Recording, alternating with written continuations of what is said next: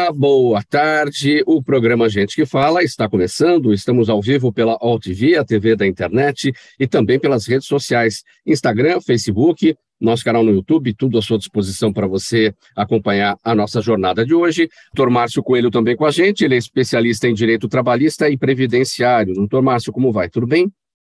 Boa tarde a todos, é um prazer estar com vocês. Olha, doutor Márcio Coelho, o trabalhador que planeja se aposentar em 2023 deve ficar atento, pois o novo ano traz regras ainda mais duras para ter direito ao benefício. Desde 2019, quando a reforma da Previdência entrou em vigor, os requisitos mudam anualmente e o segurado precisa se planejar para fazer o pedido no tempo certo. As principais mudanças deste ano incluem as transições por sistema de pontos, por tempo de contribuição, por idade mínima e também por idade. O que a gente pode acrescentar aqui para quem está com a mão na aposentadoria esse ano, doutor Márcio? Então, como você bem falou, as aposentadorias com a reforma da Previdência mudaram muito, né? Então, a concessão dessas aposentadorias, como eu falei, mudaram. E nós temos três modalidades de aposentadoria. Aposentadoria por idade, que deverá ter um mínimo de 15 anos de contribuição, deferida à mulher a partir dos 62 anos de idade e o homem com 65. Anteriormente à reforma, a mulher tinha que ter 15 anos e 60 anos de idade. Hoje, ela tem que ter 62 anos de idade e os mesmos 15 anos de contribuição. Nós vamos agora para a aposentadoria dos pontos, isto é, somando-se o tempo de contribuição e a idade, sendo então concedida a aposentadoria em função do total destes pontos. Este ano são necessários 90 pontos para a mulher e 100 pontos para o homem. Mas, atenção, o sistema de pontos será aplicado somente para aqueles que tenham completado 30 anos de contribuição, se mulher, e 35 anos, se homem. Além disso, a mulher deverá ter uma idade mínima de 58 anos e o homem de 63. Temos também a aposentadoria por pedágio, conforme o senhor falou. O pedágio pode ser de 50% ou 100%. Quem estava há 2 anos ou menos para se aposentar por tempo de contribuição, quando da reforma da Previdência, terá que pagar um acréscimo de 50% sobre as contribuições restantes. Temos também o pedágio de 100%. Para aqueles que, na época da reforma da Previdência, contavam com 57 anos de idade, ser mulher, ou 60, ser homem, deverão contribuir com o dobro das contribuições que faltavam para se aposentar. Está claro que, para a população em geral, a exata compreensão das regras que envolvem a concessão dessas novas modalidades de aposentadoria é de difícil entendimento, por serem bastante complexas. Por isso, nós sugerimos que os nossos ouvintes, aqueles que nos assistem, entrem no site do Meu INSS, onde estará detalhado cada uma dessas aposentadorias e também, ou, se for o caso, consultar um advogado especialista na área, porque realmente a complexidade é muito grande. Para você ter uma ideia, hoje nós temos 800 mil pedidos acumulados entre aposentadorias, auxílio-doença e demais benefícios no INSS. Essa massa de pedidos, até agora, precisa ter dado uma solução, porque cada pessoa que aí está necessitada, tremendamente necessitada do seu benefício. Então, nós temos esse acúmulo. Então, é realmente uma situação preocupante, né? E que essas alterações só vieram acrescentar uma complexidade muito grande, o que já era complexo. É muito difícil mesmo. Lá no portal Meu INSS, quando o interessado entra lá, o candidato ao benefício entra lá, sim, ele encontra a informação da data em que ele poderá se aposentar, mas não os critérios. Esses critérios, ele só vai conseguir saber o funcionamento e consultando um advogado, um especialista na área, um previdenciário, né? Porque ainda há uma certa... É até bom a gente conversar um pouquinho mais sobre o assunto. Há uma situação que ocorre muito, é muito corriqueira. A pessoa trabalha há 30 anos, né? E nesses 30 anos teve vários registros em carteira ou contribuiu pelos carnês. Quando vai se aposentar, ele tem uma surpresa, porque o tempo registrado no INSS para a aposentadoria dele é diferente do tempo registrado na carteira dele ou nos carnês de contribuição. Isso ocorre muito, infelizmente. Então, o que tem que se fazer para prevenir uma situação desagradável como essa, quando o trabalhador já fez os 35 anos ou vai se aposentar e percebe que não está registrado todas essas contribuições? Existe um documento no INSS chamado CNIS, Cadastro de Informações Sociais. Esse cadastro registra as contribuições efetivamente feitas a favor do segurado. Muitas empresas, por várias razões, deixam de contribuir. Aquele registro está em carteira, mas não há as contribuições que sustentem essa aposentadoria.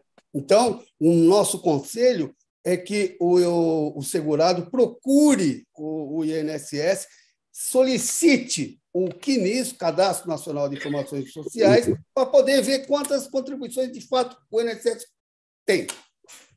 O segurado ele precisa guardar todos os documentos, carteira Sim. profissional, os carnês, porque assim, lá no gov.br, a carteira profissional está digitalizada, mas ela pode ter sido digitalizada com informações erradas, faltando Sim. ali exatamente essas Ou informações ausência de sobre as contribuições.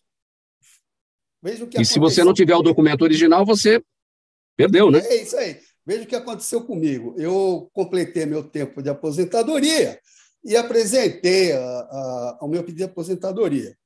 Pelos registros do INSS, faltavam 10 anos para mim se aposentar. E a prova é do segurado. A sorte é que eu guardei os meus carnês relativos a esses 10 anos, retornei ao INSS e mostrei que aquele tempo de contribuição de 10 anos efetivamente havia sido feito por mim. Senão, eu estaria sem a minha aposentadoria. Para você ver como é que é a coisa. Trabalhar a inversão do ônus da prova aí, né? Porque quem tem que botar a coisa no eixo é o próprio INSS. A prova não tem que ser por conta do segurado. Né? Infelizmente, é o contrário. A prova está sempre nas costas do segurado. Se ele não conseguir provar, não se aposenta. Diante de todas as mudanças que ocorreram em 2019, me parece, não sei, talvez seja, se não for a pior, é uma das piores. A pessoa que já completou a idade e ela não chegou no tempo de contribuição, vamos supor, faltou em 2019, ainda faltava 5 anos, ela vai ter que cumprir mais 5 anos, ela vai ter que dobrar isso. Ou seja, a pessoa que tinha que pagar 35 anos vai ter que pagar 40, no caso do homem. Exato. Falta, o pedágio é de 50% ou 100%. Aqueles que se aposentaram quando faltava 2 anos ou menos para se aposentar em 2019 e não tem o tempo necessário, terá que contribuir em 50% a mais do tempo restante. Já aqueles que, na reforma, contavam com 57 anos de idade, mulher, ou 60 homem, terão que contribuir com o dobro do tempo de contribuição. Está difícil. Está difícil. Um último ponto, doutor Márcio, eu tenho certeza que a Michele vai precisar comentar isso aqui também. Essa história de que o candidato ao benefício da entrada, ele nem recebeu a notícia ainda de que ele já está com a carta de concessão do benefício, mas as operadoras aí, as financeiras, está todo mundo ligando para ele oferecendo o empréstimo. Né? Aí vem a informação que a doutora Michele comentou, que é a divulgação ilegal e irregular de dados que pertencem àquela pessoa e que não poderiam ser. Na outra ponta, nós temos os telemarketings da vida atormentando a nossa vida dia a dia por uso indevido dessas informações. Tem jeito isso, Michele? Lógico que tem.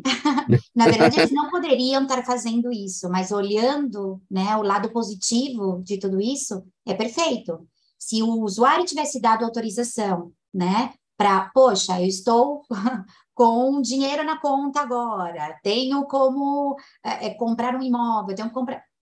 essas marcas, essas empresas poderiam estar entrando em contato, mas com o consentimento dele.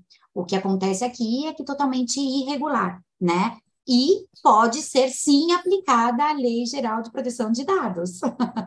Né? Então, eu acho que deve até, doutora. Hã? Eu acho até que deve. Deve, não é, Sim. Márcio? Então, assim, acontece que isso aí não está tão visível e tão explicado para o consumidor final, para o usuário final, né, como deveria ser, mas é cabível. E as empresas de telemarketing têm que cumprir a parte delas também, ali no prefixo do telefone 3030, né, para a pessoa saber que está atendendo uma empresa de telemarketing ou não, né? Sim, e Mauro, é engraçado porque se você, qualquer um aqui pode fazer o teste, inclusive quem está nos ouvindo, se você te liga alguém de operadora que você não tem aquela conta ou querem te oferecer alguma coisa, você fala, de onde você tirou meu dado? Você sabe como funciona a LGPD? Eles desligam. É verdade, é verdade. Então, assim, eles estão sim preparados para isso, né? É aquele jeitinho brasileiro de vamos ver o que acontece. Hoje o cidadão vive atormentado com os telemarketing, dia e noite, doutora. Doutor Márcio, a Juliana Rocha no YouTube quer saber em que medida a atual CLT precisaria ser atualizada para os novos tempos trabalhistas. Então, nós tivemos a reforma trabalhista e alguns pontos dessa reforma são bastante polêmicos, né? Nós temos, na minha opinião, o microempresário individual está sendo descaracterizado para aquelas profissões mais humildes, como servente de limpeza, coisas, serem contratados apenas pelo salário, e nada mais do que isso, né? Como se fosse um empresário trabalhando com uma empresa, quando não é verdade, né? Então, algumas dessas reformas, no meu modo de ver, alguns aspectos dessa reforma mereceriam, sim, serem alterados, viu? Vamos aguardar aí o novo governo que está entrando, está até noticiando que algumas alterações irão ser feitas, mas vamos aguardar para ver se de fato elas ocorrem. Todos vocês, nessa edição do programa Gente que Fala de terça-feira, em nome de toda a equipe do programa Gente que Fala, estiveram com a gente hoje, Coronel PM, advogado, psicólogo, Roberto Alves dos Santos, a executiva Michele Berti, proprietária, CEO da agência Mais Cliques e sócia-diretora da empresa Aixa, o advogado Dr. Márcio Coelho, especialista em direito trabalhista e previdenciário, e o Dr. Acácio Miranda da Silva Filho, advogado também, doutor em direito constitucional e mestre em direito penal internacional. Programa Gente que Fala, sempre realização da ABECOM, na técnica do AltV, o Sérgio Oliveira. Sérgio, valeu aí pelos trabalhos de hoje. Apresentação minha, Mauro Friesman, pauta e redação Pedro Schiavon, Zenilda Salvato, nossa diretora de produção, jornalista Fausto Camunha, nosso diretor-geral, na AltV, a direção-geral do jornalista Alberto Luchetti, e você, espectador, você internauta por aí, sempre a presença, sempre a razão da nossa presença aqui todos os dias. Obrigado pela audiência.